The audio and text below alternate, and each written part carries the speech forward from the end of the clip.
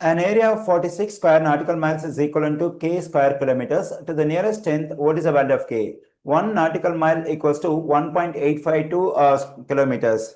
Okay, now let me take this information. That is 1 nautical mile is equal to 1.852 kilometers.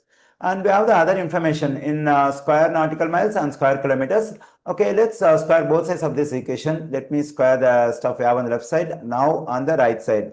Now we can take this square separately for this one and this one. Then we have one square. When I take square for this nautical mile, it can be written as a square nautical mile. Let me write it. Okay, here we can take this square separately for this one and this one. Then I'm getting 1.852 squared. When I take the square for this kilometer, it will become square kilometers. Okay, the value of 1 square is 1. Then we have 1 square nautical mile on the left side. On the right side, when I evaluate the value of this power, I am getting 3.429904 square kilometers. Here I got the result 1 square nautical mile is equal to 3.429904 square kilometers.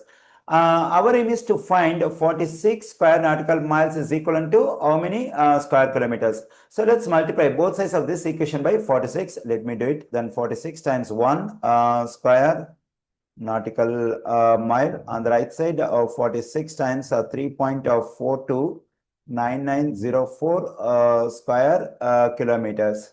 Okay, 46 times 1 is 46. That is 46 square nautical miles. On the right side, when I multiply this number and this number, I am getting 157.77584 square kilometers. We have to round our answer to the nearest tenth. When I round this value to the nearest tenth, I am getting 157.8 square kilometers. That is 46 square nautical miles is approximately equal to 157.8 square kilometers. But the question says 46 square nautical miles is equal to k square kilometers. So at the place of k, we have 157.8. Therefore, the value of k is about 157.8.